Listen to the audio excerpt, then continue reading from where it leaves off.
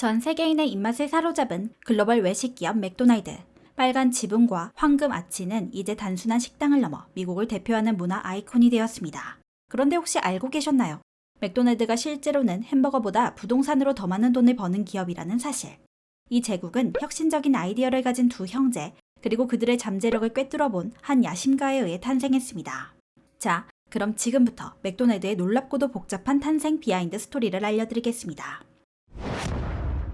1930년대 초, 모리스와 리처드 맥도날드 형제는 캘리포니아의 작은 극장 사업을 시도했습니다. 바로 빅콘 극장이었죠. 하지만 당시 대공황의 여파로 극장 사업은 그리 순탄하지 않았는데 그들은 한 가지 흥미로운 사실을 발견합니다. 바로 극장 앞에서 팔던 간편한 음식, 특히 핫도그와 오렌지 주스가 훨씬 더 큰 수익을 올리고 있다는 점이었죠. 1937년 이러한 발견에 힘입어 맥도날드 형제는 극장 사업을 접고 캘리포니아 아카디아의 헌팅던 드라이브에 첫 핫도그 가게를 열었습니다. 가게 이름은 에어드롬. 당시 주변에 작은 공항이 있어 그 이름을 반영한 것이었죠. 주력 메뉴는 당연히 핫도그였습니다. 이 에어드롬은 당시 유행하던 드라이브인 방식의 식당이었습니다. 손님들은 차에서 내리지 않고 주문하고 음식을 받을 수 있는 시스템이었죠. 드라이브인 식당이 발전한 이유에 대해 잠시 알아보자면 1920년대부터 자동차가 대량 생산되며 보급이 확산되었고 1930년대 중반에는 가구당 한 대꼴로 자동차를 보유할 정도로 대중화되었습니다. 미국인들은 차 안에서 할 수 있는 새로운 형태의 여가와 소비를 원했죠. 게다가 1929년 시작된 대공황으로 사람들의 주머니 사정이 어려워지자 값비싼 레스토랑보다는 훨씬 저렴하고 간편한 식사를 찾기 시작했습니다. 손님들이 차 안에서 식사를 해결하니 식당은 홀 공간이나 웨이터를 줄일 수 있어 자연스럽게 저렴한 가격에 음식을 제공할 수 있었죠. 여기에 카옵이라는 독특한 서비스가 등장하면서 드라이브인 식당은 젊은이들이 친구들과 놀거나 데이트하는 장소로 변하기 시작합니다. 카옵이란 차에서 뛰어다니며 서빙한다는 의미의 합성어로 드라이브인 식당에서 손님의 차까지 직접 주문을 받고 음식을 가져다주는 웨이터나 웨이트리스를 뜻하죠. 초창기에는 남성 카옵도 있었지만 제2차 세계대전으로 많은 남성들이 전쟁에 참여하면서 여성들이 그 자리를 대신하게 되었습니다. 나중에는 롤러스케이트를 타고 빠르게 움직이거나 짧은 치마나 스웨터 등 매력적인 유니폼을 입어 식당의 중요한 마케팅 요소가 되죠. 잠시 다른 길로 샜지만 맥도날드 형제는 핫도그 가게를 성공적으로 운영하자 그 경험을 살려 더 큰 사업을 벌이게 됩니다. 1940년 그들은 캘리포니아 샌버너디노에 맥도날드 바비큐 식당을 오픈하죠. 맥도날드 바비큐는 초기에는 바비큐 립과 핫도그 등 25가지 이상의 다양한 메뉴를 팔았지만 여러 가지 문제가 발생합니다. 메뉴가 많아지면서 조리 시간이 길어지고 복잡한 재료 종류와 직원 교육의 어려움, 비효율적인 주방 동선 등의 문제죠. 게다가 분석 결과 전체 매출의 대부분이 햄버거, 감자튀김, 그리고 밀크쉐이크, 단 3가지 메뉴에서 발생한다는 사실을 알아냈습니다. 1948년 맥도날드 형제는 핵심 제품의 선택과 집중을 하기 위해 과감하게 3개월간 식당을 닫고 전면적인 개편에 들어갑니다. 그리하여 그들이 만들어낸 것이 바로 현대 패스트푸드의 시초, 스피디 서비스 시스템이죠. 첫 번째, 메뉴 단순화. 다양한 메뉴를 과감히 없애고 가장 잘 팔리고 효율적인 핵심 메뉴에 집중했습니다. 두 번째, 조립 라인 방식의 주방. 각각의 직원이 특정 작업만 반복 수행하도록 만들었죠. 예를 들어 버늘 굽는 직원, 패티 굽는 직원 또는 감자튀김을 튀기는 직원처럼 각자가 일정한 동작만 반복하도록 했습니다. 이것은 마치 헨리포드의 자동차 조립인을 햄버거 가게 안에 적용한 셈이죠. 세 번째, 사전 준비 표준화.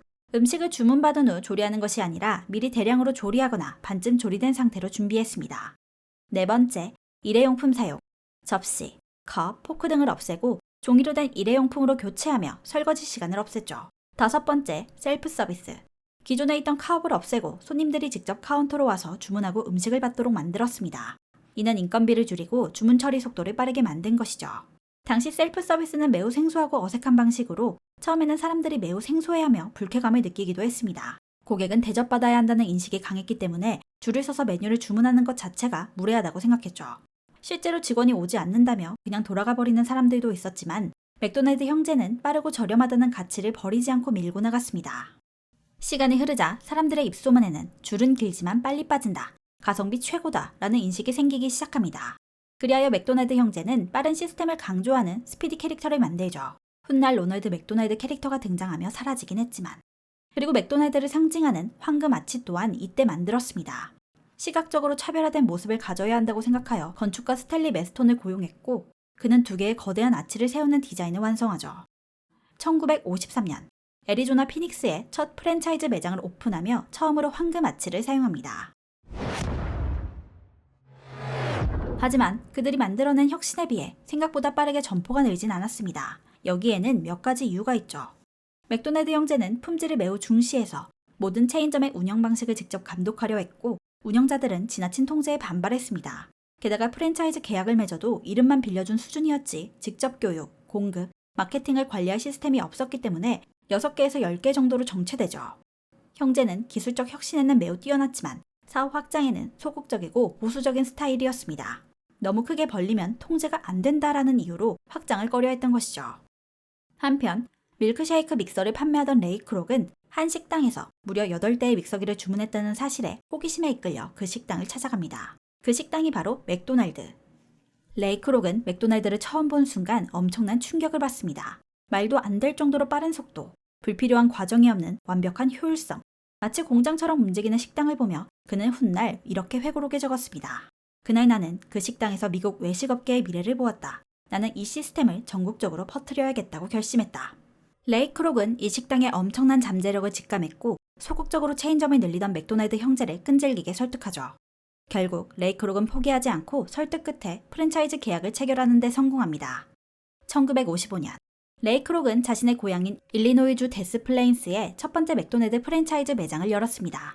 그는 공격적으로 프랜차이즈 사업을 확장해 나갔고 모든 매장의 품질과 서비스 표준화를 강조했습니다. 하지만 사업을 확장해 나가자 맥도날드 형제는 레이크록의 사업 운영 방식과 비전을 두고 갈등하기 시작하죠.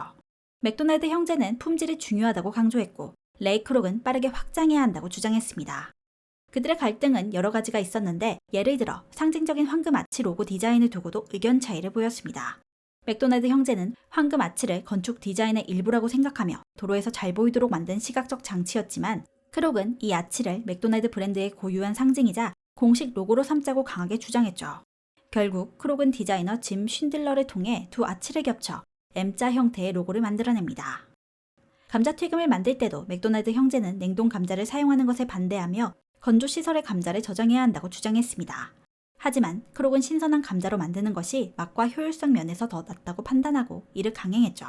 밀크쉐이크 역시 맥도날드 형제는 진정한 우유를 사용하는 것을 주장했지만 크록은 더 효율적이고 저렴한 파우더 형태의 재료 도입을 강행합니다. 특히 파우더로 갈등했을 때 크록은 이 형제들과는 끝까지 같이 못 간다고 생각했죠.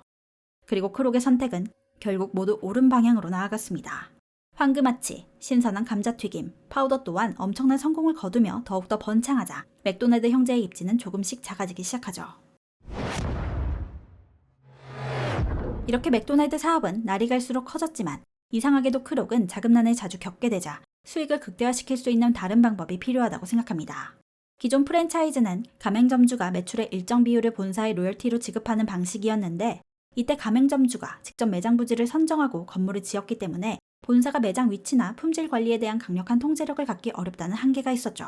이러한 문제에 직면했을 때 맥도날드의 최고 재무 책임자로 합류했던 해리 손해본이 획기적인 아이디어를 제시했습니다. 손해본은 원래 레스토랑 장비 판매업자로 일했지만 금융 및 부동산 분야에 대한 깊은 지식과 경험을 가지고 있었죠. 그는 맥도날드의 재정 상태를 분석한 후 맥도날드의 미래를 바꿀 한마디를 건넵니다. 햄버거 사업이 아닌 부동산 사업을 하자. 그리하여 레이 크록은 맥도날드 형제와는 별개로 프랜차이즈 리얼티 코퍼레이션이라는 부동산 회사를 만듭니다. 직접 매장에 들어설 땅을 매입하고 필요한 경우 건물까지 지은 다음 가맹점주에게 임대하는 방식으로 바꾼 것이죠. 그러자 맥도날드는 크게 변하게 됩니다. 첫 번째, 안정적인 수익원 확보. 햄버거 판매는 경기 변동이나 유행에 따라 수익이 출렁일 수 있으나 부동산 임대료는 매장의 매출과 관계없이 일정하게 꾸준히 들어옵니다. 실제 햄버거 판매 로열티보다 더 큰 비중을 차지하는 것이 임대료 수입이죠. 두 번째, 강력한 통제력과 브랜드 일관성. 본사가 직접 땅과 건물을 소유하면서 내부 운영 방식까지 모든 것을 통제할 수 있게 되었습니다. 맥도날드의 맛과 품질, 그리고 깔끔한 매장 환경을 유지할 수 있게 된 것이죠. 세 번째, 자산가치 증가와 레버리지. 좋은 위치에 선점한 부동산의 가치는 시간이 흐를수록 올라가고 그에 따른 금융 레버리지가 용이해지면서 더욱더 빠르게 확장할 수 있게 되죠. 하지만 이 부동산 전략은 맥도날드 형제와 크록 사이에 가장 큰 갈등 원인 중 하나로 작용합니다. 크록이 설립한 부동산 회사는 맥도날드 본사의 주요 수익원이 되며 엄청난 이득을 보았지만 맥도날드 형제는 부동산 수익에는 아무런 지분이 없었죠. 그들은 자신들의 이름과 시스템을 사용하는 대가로 소액의 로열티만 받게 된 것입니다. 프랜차이즈의 핵심 수익을 크록이 가져가자 그는 회사의 지분을 점차 사들이며 실질적으로 회사를 장악해버렸습니다. 하지만 아직 형제의 이름을 사용하고 있으니 전면 인수 협상에 돌입합니다. 크록은 형제들에게 몫을 줄 테니 이제 손을 떼라고 말하죠.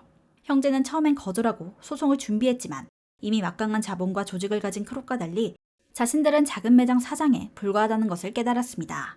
소송으로 간다면 불리할 것이 뻔했기 때문에 결국 형제는 총 270만 달러의 지분을 매각하기로 합의하죠.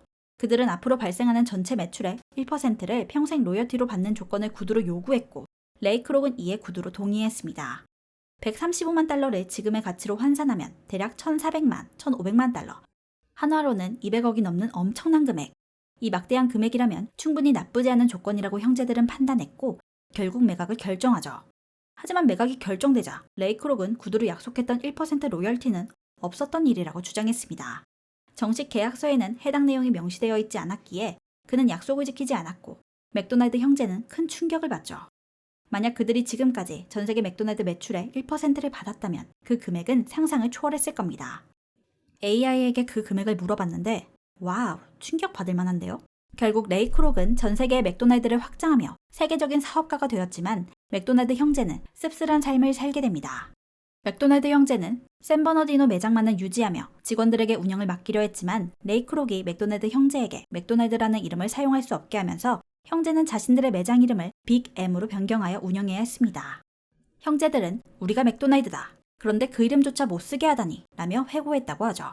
게다가 레이 크록은 일부러 빅 M 매장 근처에 새로운 맥도날드 매장을 직접 열어 경쟁에 뛰어들게 하였고 결국 빅 M은 경쟁에 밀려 폐업하죠. 형인 모리스 맥도날드는 1971년 69세의 나이로 심장마비로 사망했습니다. 동생인 리처드 맥도날드는 비교적 평온한 삶을 누렸으며 1998년 89세의 나이로 사망하게 되죠. 리처드 맥도날드는 훗날 인터뷰에서 이렇게 말했습니다. 나는 TV에서 맥도날드 광고가 나올 때마다 고개를 돌렸습니다.